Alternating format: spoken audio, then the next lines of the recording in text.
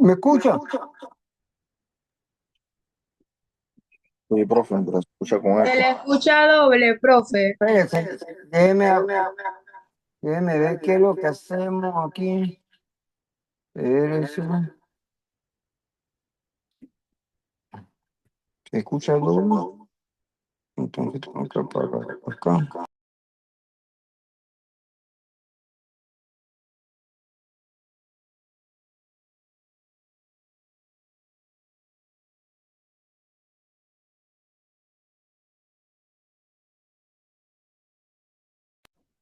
¿Me escucha? Doble. Estoy escuchando con eco, profe. Espérese, es que tengo que apagar el celular. Vamos a ver.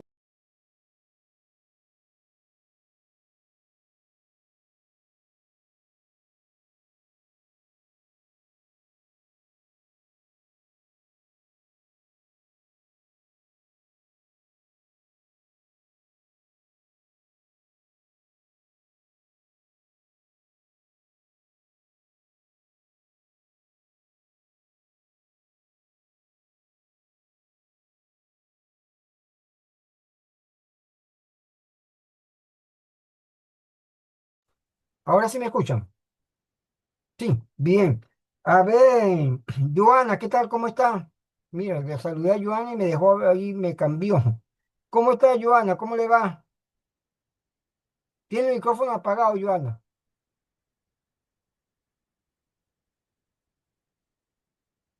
Todavía está apagado. A ver, David, dígame su noticia. A ver, ¿qué noticia tiene para compartir? Bueno, la noticia que les comparto hoy era de que habían capturado una ex jefa de cobranza de la DGI por peculado. Y bueno, lo considero que se relaciona con esta materia porque, bueno, aquí estamos viendo el caso de un delito contra el patrimonio del Estado, ¿verdad? Porque ella cuando ejerció su función como jefa de cobranza, ella lo que hizo fue desviar dinero público y ahora, bueno, ella fue detenida por ese delito.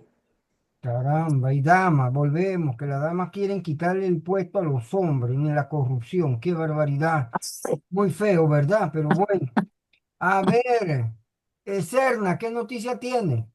Bueno, yo tenía la misma, creo que Sí, sepas. Sí, ok. sí, sí, sí, Pero sí. ¿qué pudiera agregarle, Joana, a los comentarios de David? Además de que la muchacha sucumbió por la tentación de hacer dinero fácil. Qué tristeza. Yo diría que hay un tema de falta de controles, Ajá. ¿no? Eh, porque yo creo, o sea, también soy de la opinión de que no lo hizo sola, ¿no? Ahí debe haber una red de varias personas. Muy difícilmente yo que soy gerente de tesorería, le digo que eso se puede hacer solo, y más cuando es una institución pública, ¿no? Eh, y para ello siempre hay controles que se pueden hacer para poder minimizar, quizás no erradicar del todo, pero sí podemos minimizarlos. Sí, sabe también ahora que usted hace ese comentario que me llama la atención porque cuando yo estuve de director de finanzas allá en los bomberos, en el área de tesorería, eh, como es institución gubernamental, todavía adolece de muchas falencias, le falta mucha tecnología, Sí. personal calificado, y estamos hablando de una institución que maneja millones, ¿verdad? Paga mucha plata a proveedores. Y algo que me llamaba siempre la atención era que la jefa de tesorería, antes que yo llegara, ella nadie supervisaba lo que ella hacía. O sea, ella era juez y parte No, porque el director no puede estar en esa eminencia. Entonces los directores que estaban de finanzas como que se dedicaban a otra cosa y le tenían confianza. Entonces ahí yo entendí que una cosa es la confianza, otra es el exceso de confianza, porque tú debes Así es. implementar control. Y la persona que se está verificando, que se le está supervisando, no tiene que sentirse incómoda, no tiene que sentirse de que está dudando mi integridad, que está Mm. diciendo o pensando que yo soy una ladrona o que yo quiero hacer algo. No, porque a veces sin querer se violan algunos procedimientos, algunos procesos y si la persona, uno lo puede orientar en su momento, se hace lo correctivo y no pasa nada. Y ahí tú te das cuenta si la persona lo está haciendo a sabienda o es un error de ser humano. Ella misma con su subalterno no estuvo al tanto porque por lo menos ahí se emitían cheques, se entregaban cheques, ella era la que buscaba la firma. Entonces, ese era uno de los datos que yo siempre critiqué, porque ella llamaba al proveedor para entregar los cheques. Entonces, ahí ya había algo que no me gustaba, porque tuve como esa cortesía en exceso de estar llamando al proveedor de que ya tu cheque está listo. Era como muy, muy preocupante, no me gustó. A mí nunca me gustó eso y yo tuve que meter algunos correctivos, porque no tenía que ser ella, pudiera ser una subalterna que llamara, porque ella no puede tener ese juez y parte. Entonces, fíjense que a veces esas cosas se prestan a que de una manera, y el diablo es diablo, como decía el papá de Betty, el diablo es puerco, ¿verdad? Siempre nos prende el bombillo para hacer alguna trastada. Y donde vemos el ser humano, donde ve alguna ventanita que yo pueda meter el dedo o el pie para después ir abriendo, no me pregunten por qué, no me pregunten por qué uno lo hace y pasa en todos los aspectos de la vida. Fíjense que no solamente con plata. De repente a David, si una muchacha, él le sonríe, la muchacha se le prende todos los 32 dientes y se sonríe con él, ya va a pensar de que la tiene dominada, de que ya cayó. Y ya él va a aprovechar, si va a ver cómo la conquista y aunque no tenga buena intención. Entonces, para que vean cómo es, cómo somos, porque yo no me saco de la paila, cómo somos nosotros los seres humanos. A ver, Serna, ¿qué noticia tiene? No me diga que es la misma. No, yo tengo otra que realizaron una operación llamada Fraude 2.0 y capturaron a un hombre que realizó un delito financiero de blanqueo de capitales a la caja de ahorro. Supuestamente lo que pasó fue que él pidió un préstamo de 49.000 balboas y empezó a transferirlo a diferentes cuentas. Entonces se realizó la investigación y se dio cuenta de que él estaba utilizando ese dinero que supuestamente era para una hipoteca para cometer otros tipos de delitos. Y bueno, durante esa operación que fue en el mes pasado, lo aprendieron. Pero fíjense que llama mucho la atención, ustedes son estudiantes de banca y finanzas, y los exhorto a algo. Fíjense que ayer salió hablando el superintendente de banco. ¿Cuál es el superintendente de banco, David? David solito. ¿Cómo se llama? Joana, No me acuerdo, no se profesor. acuerda. Serna, No es apellido a John. ajá, ese mismo, Milton Ayón, ¿verdad? Diciendo y los Mm. exhorto a que busquen en la superintendencia el acuerdo 1/2026, el primer acuerdo que acaba de Sí. sacar de este año la superintendencia, que es un Sí. acuerdo muy interesante porque siento que nos va a ayudar a nosotros de alguna forma, porque el acuerdo lo que busca es flexibilizar en los bancos esa La apertura de las de cuentas. las cuentas, la petición de que si usted había dicho que iba a transaccionar con $300 mensual y de repente ahora está haciendo $500, la sofocaban, la asfixiaban. Entonces el acuerdo lo que hace es que le dice a los bancos que no sean tan cuadrados, tan rígidos, sino que ellos pueden ser un poco más flexibles. Pero ojo, esto pregunta, ¿piensan ustedes que obedece a que los bancos, ay, pobrecito, no hemos dado cuenta que estamos asfixiando a las personas naturales? ¿Qué piensa David? ¿Eso se hizo por eso? No. ¿Por qué piensa que se hizo? Tenemos que acordar que hay una presión a nivel de la sociedad, ¿verdad? Y esa presión obedece a la queja que tenemos y que ha salido en bastantes medios de comunicación donde dicen que al pobre le preguntan los 3 reales que tiene, de dónde lo sacó, que tiene que llevar el acta del abuelito, el tatarabuelo, todo, ¿verdad? Sin embargo, el mismo presidente en su conferencia de prensa de los jueves dice que como los bancos no, o sea, los golean tan rápido las empresas, los grandes adinerados y los bancos no se dan cuenta. Entonces, siento yo que esa presión obligó, por decirlo así, a la superintendencia que hiciera algo. No digo que va a ser la panacea y que con eso ya no nos van a sofocar, pero no nos van a estar fregando tanto. Consíganse lo que ustedes son estudiantes de banca y finanzas, entren a la página de la superintendencia y ahí lo pueden bajar y cuando comienzan a usted, a David, que lo comienzan a llamar del Banco General y que usted, ¿por qué está moviendo tanta plata? Usted dice, el acuerdo 1/2026 en su artículo tal señala y ya se defiende. Bien, ok, nosotros, la universidad ahorita anda por la semana 9. Miren cómo pasa el tiempo, demasiado rápido. Nosotros andamos por la semana 6. Quiere decir que nos faltan 4 semanas. La primera pregunta que le hago es, hoy vamos a ver 2 investigaciones.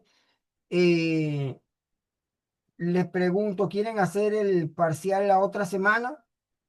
Ya para salir de eso. Ah, ¿El sí. parcial cómo va a ser? Aquí ustedes, yo les pongo las preguntas, ustedes las van desarrollando y me las van mandando de una vez.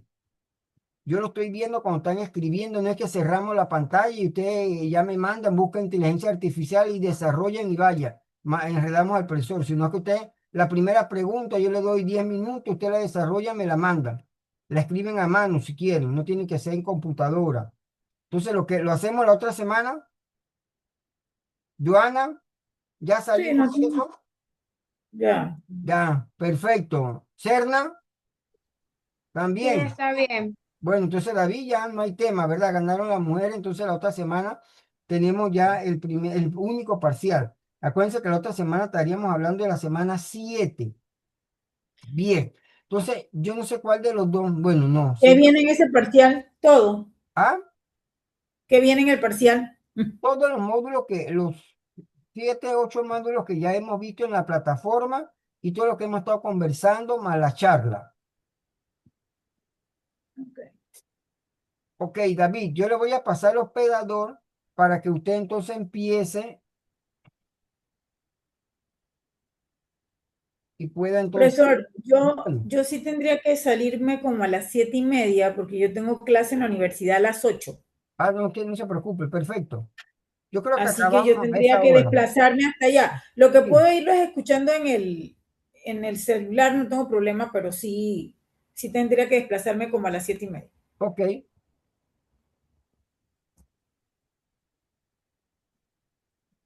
David, ya es el anfitrión, busca su presentación, ya me la subió en la plataforma, ¿verdad? No, profe, pero aquí la tengo.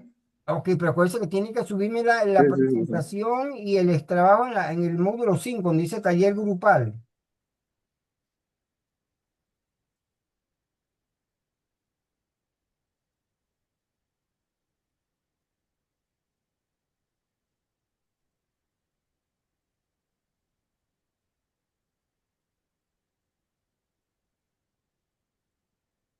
Joana, ¿dónde que usted trabaja? ¿Quién yo? Ajá. En ETESA. Anitesa.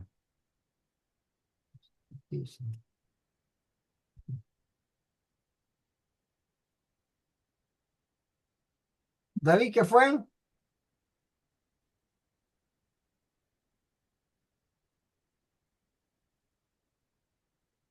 Ya va, profe. Ujú.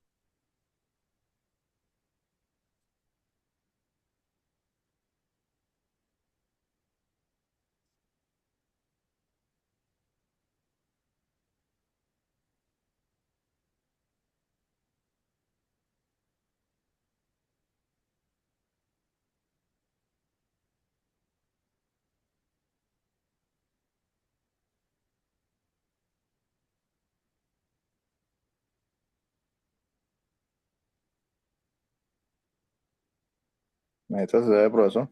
¿Ah? Me dice si se ve. No, no, todavía no. Ya le No puso se ve. compartir.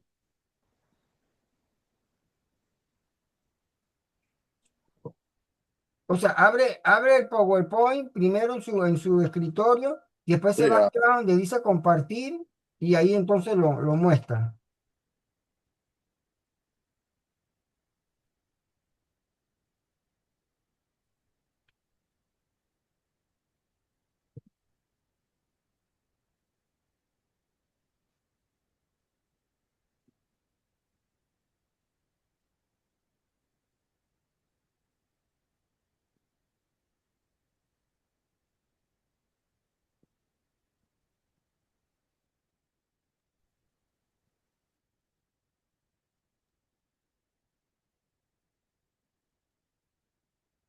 ¿No le sale?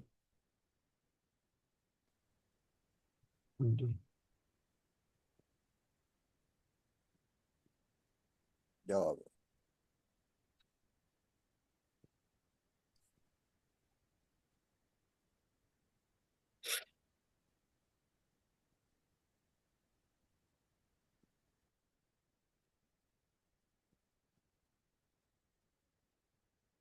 Oye, David, es una cosa, lo que hizo fue salirse, ahora menos lo va, menos va a poder porque se salió.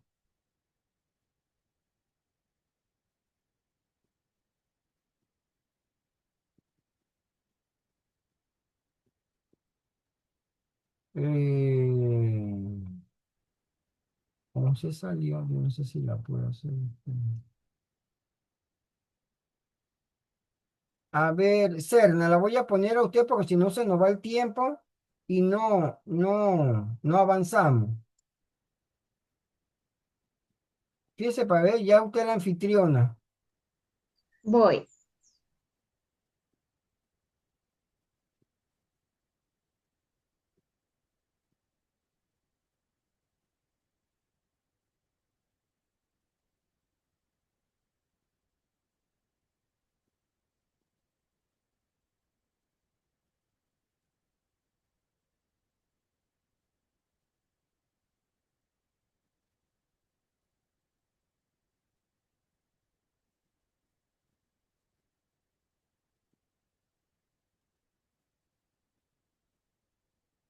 Tiene el micrófono apagado, Serna, así se ve la presentación, pero tiene el micrófono apagado.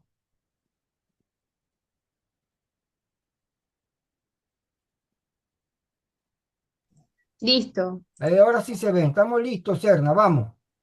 Ok. Buenas tardes, profesor y compañeros presentes. En el día de hoy tengo el gusto de hablarles del tema del impacto de los delitos financieros en la sociedad y en la economía de un país. Aquí vamos a ver un poquito del contenido que voy a estar hablando. Primero vamos a ver qué son los delitos financieros, la naturaleza económica, la distorsión en la economía real, el impacto en la inversión extranjera, las consecuencias fiscales, el impacto social, el impacto macroeconómico, la vulnerabilidad ante las crisis globales, el desarrollo sostenible afectado, el impacto psicológico, la credibilidad en estadísticas oficiales. Un caso aquí en Panamá, también voy a dar un pequeño ejemplo, unas recomendaciones y la conclusión para culminar. Para iniciar, tenemos que entender qué son los delitos financieros.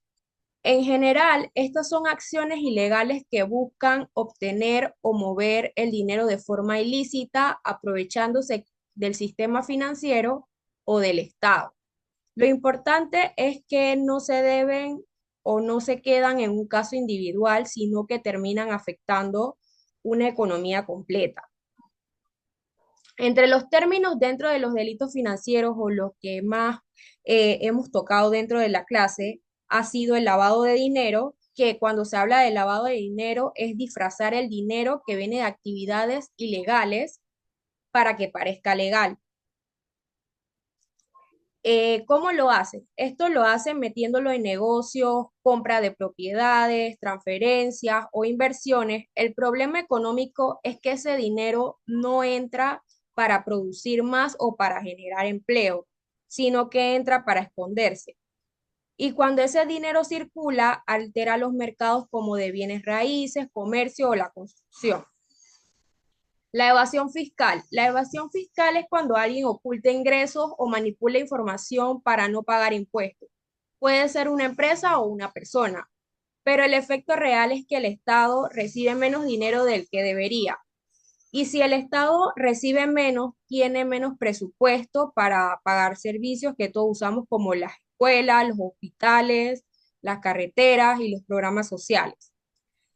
También está el término de la corrupción, que ocurre cuando se usa un poder público para beneficio privado. Por ejemplo, cuando se favorece a alguien en un contrato, cuando se inflan precios o cuando se piden sobornos.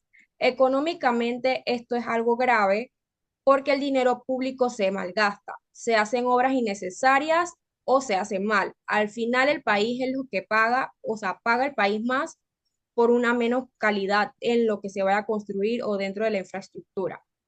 Otro término sería el fraude bancario. El fraude bancario es engañar a bancos o a sistemas financieros para obtener dinero, transferencias falsas, préstamos con datos manipulados, cheques clonados, tarjetas duplicadas. Y aunque esto solo afecta uno cree que esto solo afecta al banco, al final suben los costos de seguridad. Se endurecen los requisitos, que era lo que estaba comentando el profesor anteriormente, y eso afecta a nosotros al final como clientes. También están los ciberdelitos, como los phishing, los hackeos, la suplantación de identidad, robo de claves, estafas en banca en línea. Hoy en día son súper relevantes, perdón, porque casi se mueve todo dentro del entorno digital. Y lo peligroso es que pueden afectar miles de personas de una forma rápida. Entonces, estos son básicamente los términos de delitos financieros y no son solo delitos legales, son distorsiones económicas, estructurales, porque cambian cómo se mueve el dinero, cómo se invierte y cómo funciona el sistema. Por eso vamos a estar viendo la naturaleza económica del problema. Esto porque es un problema económico, porque el sistema financiero existe para apoyar el crecimiento, captar ahorro y convertirlo en producción productiva. Alteran la eficiente de economía de recursos. Lo ideal es que el dinero vaya donde produce, o sea, a empresas eficientes, innovación, empleo, pero el dinero ilícito no va a lo más productivo, sino, como mencioné anteriormente, va a ocultarse. Y eso hace que el capital se use de una forma errada. En vez de impulsar la productividad, distorsiona los sectores, debilitan el sistema financiero, que este se basa en la confianza. Si se vuelve un canal para delitos, pierde credibilidad. Se pierde la credibilidad, se vuelve más difícil hacer los negocios, conseguir financiamiento y atraer la inversión. Esto genera incertidumbre económica porque cuando hay delitos financieros aumenta la sensación de riesgo. Los bancos se vuelven más estrictos, las empresas dudan en invertir y la gente se siente que las reglas no son claras. Y en la economía, la incertidumbre frena las decisiones porque se invierte menos y se consume obviamente menos. Esto afecta a la confianza institucional porque cuando se percibe corrupción o impunidad, se deja de confiar en las instituciones, que es lo que está pasando aquí en Panamá.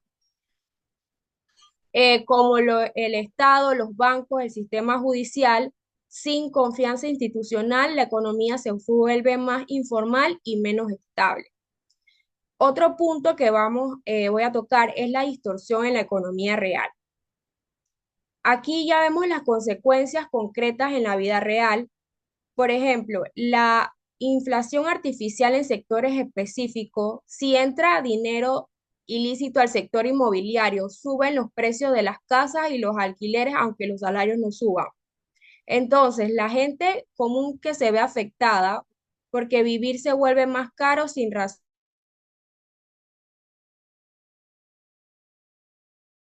Una empresa legal necesita vender con ganancia para sobrevivir, pero una empresa usada para lavar dinero puede vender barato porque su objetivo no es la ganancia, sino es limpiar el dinero. Esto destruye la competencia justa y puede sacar del mercado a negocios honestos.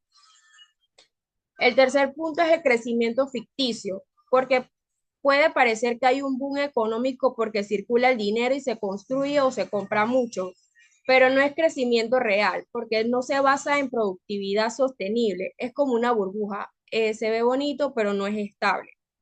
Al final, de eficiencia productiva es cuando el dinero se mueve por motivos ilícitos. La economía se vuelve menos eficiente y una economía menos eficiente crece menos y genera menos oportunidades. En el impacto de la inversión extranjera, los inversionistas no solo miran las ganancias, ellos miran el riesgo y la reputación de un país. Por eso, aumento del riesgo país significa qué tan riesgoso es invertir en un lugar. Si hay corrupción o delito financiero, el país se ve más riesgoso y el inversionista exige más rentabilidad o simplemente ya no invierto o desiste de invertir. Menos flujo de capital. Si baja la inversión extranjera, hay menos proyectos, menos empleo y menos crecimiento. No solo que no vienen las empresas, es que se frena una parte del dinamismo económico.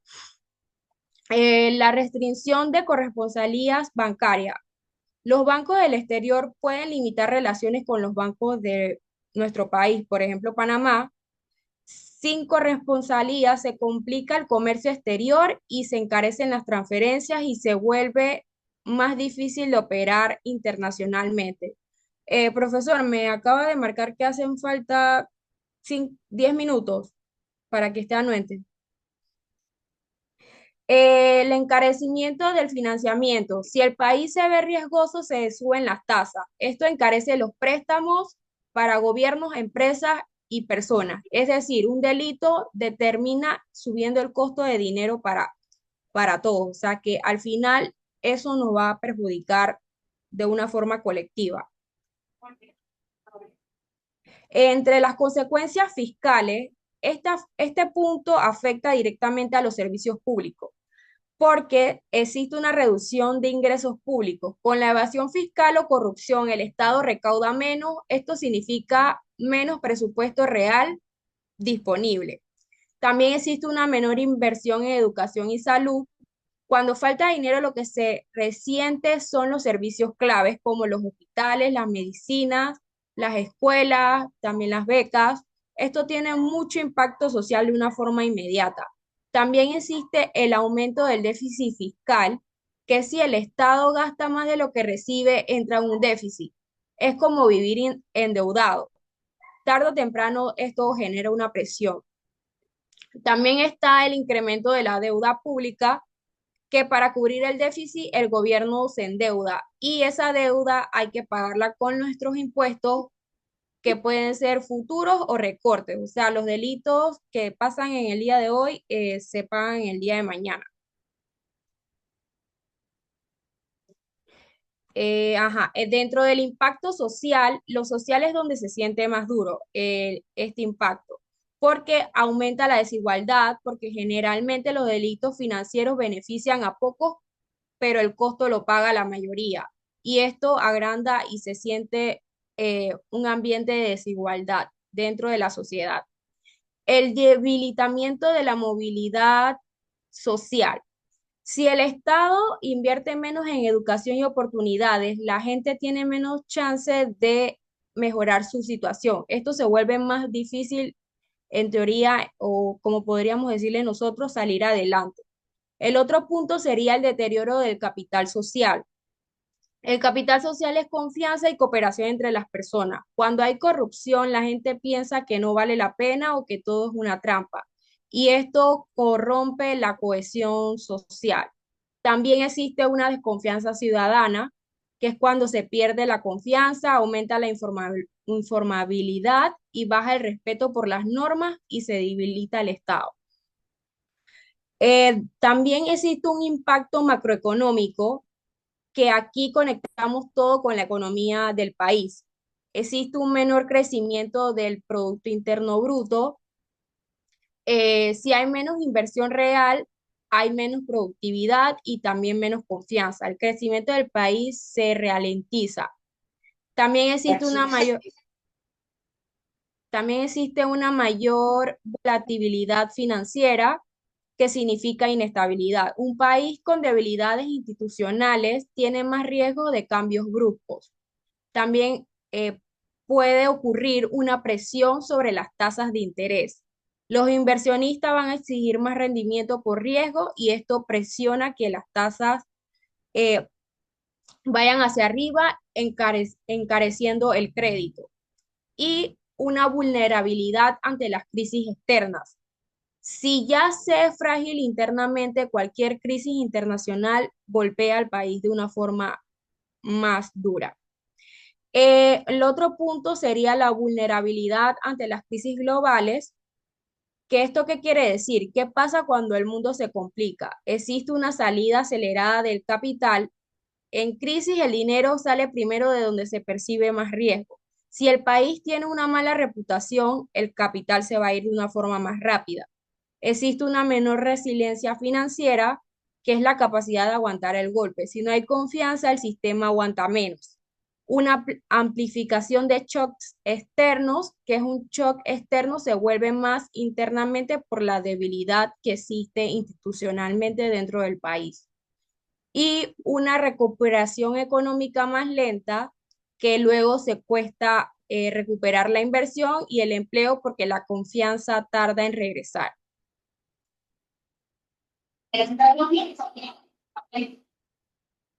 Ok, dentro del impacto psicológico y las expectativas, en este punto es clave, la economía se mueve mediante expectativas. Existe una reducción del consumo. Si la gente cree que el futuro es incierto, compra menos y se limita. También existe un aumento del ahorro precautorio, que las personas guardan dinero por medio a lo que miedo a lo que pueda pasar. El retraso en las inversiones, que las empresas frenan proyectos porque no quieren arriesgarse, y desconfianza en instituciones. Si hay una corrupción o fraude, la gente siente que no hay estabilidad ni reglas claras. Por eso la economía funciona eh, dentro de la confianza. Si no hay confianza, la economía se frena. Dentro del punto del desarrollo sostenible afectado, esto conecta con el futuro del país. Menor inversión en infraestructura verde. Si se roban o se desvían los fondos de un país, hay menos inversión en agua, energía, transporte sostenible. El retraso también de las metas internacionales, que los países tienen como compromiso de desarrollo y transparencia. Si hay delito, esto también se retrasa. Existe también una pérdida de la competitividad global, que el mundo está premiando economías más sostenibles. Si el país se queda atrás, pierde oportunidades de inversión responsable. También existe un impacto intergeneracional, que esto afecta a futuras generaciones porque se pierde el desarrollo de lo que pudo construirse en el día de hoy. La credibilidad de las estadísticas oficiales. Esto parece técnico, pero es súper importante. Si hay dudas sobre los datos macroeconómicos, la gente sospecha que hay una corrupción y empieza a desconfiar hasta de los datos que son oficiales. Existe una mayor incertidumbre en mercados, que sin datos confiables, inversionistas no pueden planificar con claridad, y una dificultad para diseñar políticas públicas, que si el Estado no tiene datos fiables y diseña políticas con diagnóstico equivocado, esto empeora los problemas. Dentro del caso Panamá, Panamá tiene un caso especial por su rol financiero, ya que el Centro Financiero Internacional, Panamá maneja muchas operaciones financieras, por eso la reputación importa más. También existe una importancia de reputación porque si se daña la imagen, afecta la inversión del país y no existen inversionistas que quieran venir a invertir con nosotros. También se afecta el comercio y la banca internacional. Existen también las reformas regulatorias. Por eso es que se han venido reforzando normas, controles y supervisión para mantener la credibilidad y lecciones aprendidas, que la reputación financiera es un activo económico. Si se pierde, cuesta mucho recuperarla. Y aquí quiero mencionar un pequeño ejemplo del tema pero aquí en Panamá el caso es señalamientos internacionales y lista de supervisión, que en abreviado sería GAFI, que es uno de los ejemplos más claros del impacto de los delitos financieros en Panamá, que ha sido la inclusión del país en lista de observación internacional relacionadas con la prevención del lavado de dinero y financiamiento ilícito. ¿Qué fue lo que ocurrió? Panamá fue señalada por debilidades en su mecanismo de prevención del lavado de dinero, aunque el centro bancario panameño es uno de los más importantes de la región.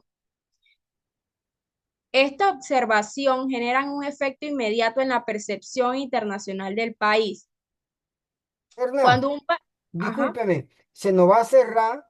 Está muy sí, sí, interesante en este caso Panamá. Si se cierra, acuérdese que esperamos 8 minutos. Joana, ok, en este tiempo usted ya puede agarrar y entonces se puede ir desplazando y nos sigue en el celular cuando va manejando, para que no espere y después salir porque mientras llega ya le va a tomar tiempo. Pero ya como se está cerrando, acuérdense, son 8 minutos que esperamos. Ahí le mandé un chat con relación a que se acuerden de conseguir el acuerdo. El caso ese lo retomamos ahorita cuando volvemos a entrar a CERNA, que está muy interesante en las consecuencias de las recomendaciones del GAFI, ¿verdad? Entonces, esperemos ahorita cuando entremos para ver esta parte y su conclusión, porque está interesante las consecuencias y lo ha ido desarrollando muy bien, la consecuencia que tienen los delitos financieros.